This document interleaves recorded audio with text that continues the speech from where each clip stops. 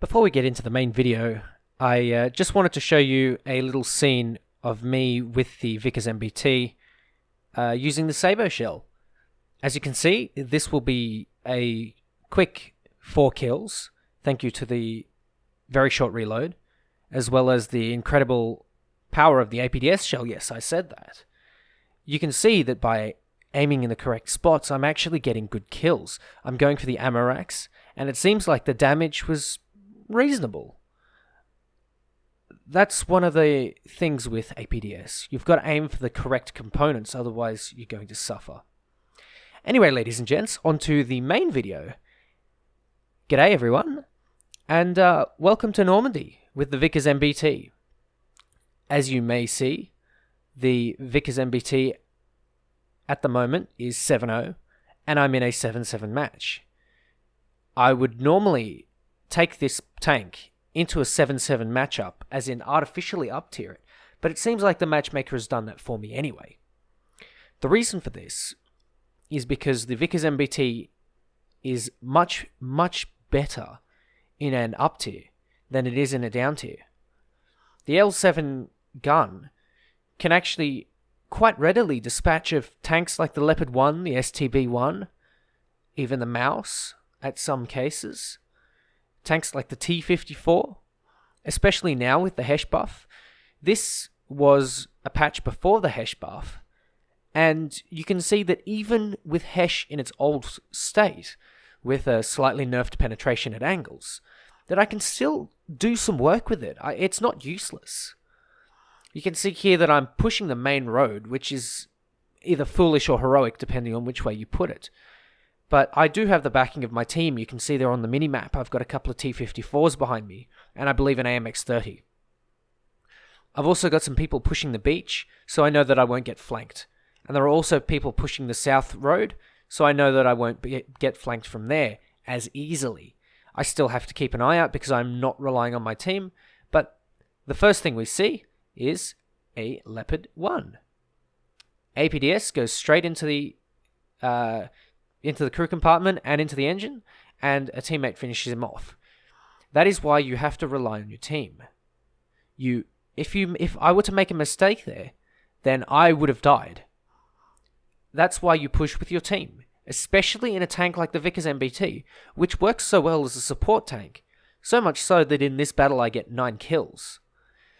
Now, I'm facing off against a Mouse here, and this is a little bit of a problem for me because the Mouse has got a lot of armor and he knows what he's doing.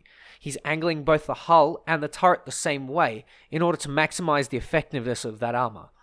I only have 300mm of penetration, and he has a minimum 230mm of armor. And so, I'm trying to aim for that weak spot, but he's hiding it well and he's angling it well. This is why the Mouse is a good tank. The Mouse can do these sorts of things, so what I'm trying to do is counteract that with Hesh. I'm trying to get the splash damage, but unfortunately that's just not working. And that's another thing with the Vickers MBT. Breach and barrel taken out. I'm normally a bit more unlucky than that. I normally get my entire crew compartment taken out, but in this case I got off quite lightly. I believe that might have been the Leopard 1's hit FS maybe. It could have been anything. I'm not really sure. But I smoke off. I wait for my team to push up. I wait for the team on the south road to push up. And I finish that repair. I'm sitting in that smoke. And this is where you use your smoke. You back off a little bit into cover. Pop the smoke. And make sure you've got teammates around you. Because otherwise it's just not going to work. I've got my Hesh loaded here. And I'm looking for something in the smoke, something that could possibly be pushing that main center, which is one of the key counterattack routes if my team is pushing the outside. And I see something on the far side. Turns out it's a Hanomag Henschel, and the poor thing gets heshed from 400 meters away. That was a beautiful shot. Very, very nice shot. Now, the Hanomag Henschel is at the same battle rating as me, but it is lightly armored, and it often gets up-tiered because it has hit FS. So people will artificially up-tier it.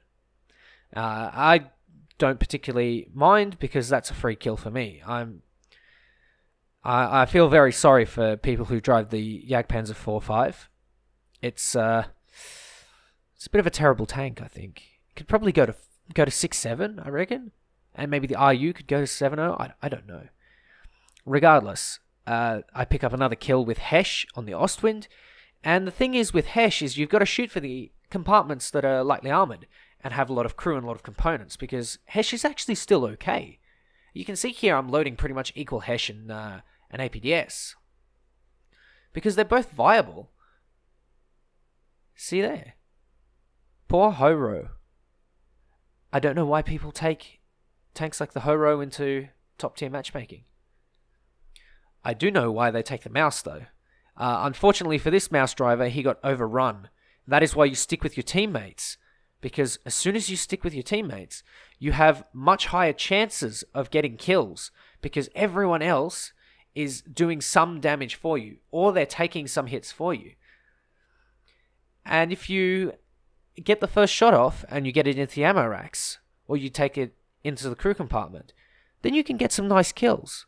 And I think tanks like the Vickers MBT can dispatch lightly armored tanks like the RU-251 and the Leopard extremely well because of Hesh and because of the APDS at long ranges, whereas the Leopard has that zoomed scope, which is ideal for sniping, but at the same time you need a rangefinder, and it takes time to rangefind, and it has its drawbacks, whereas with the Vickers MBT you can almost just point and shoot.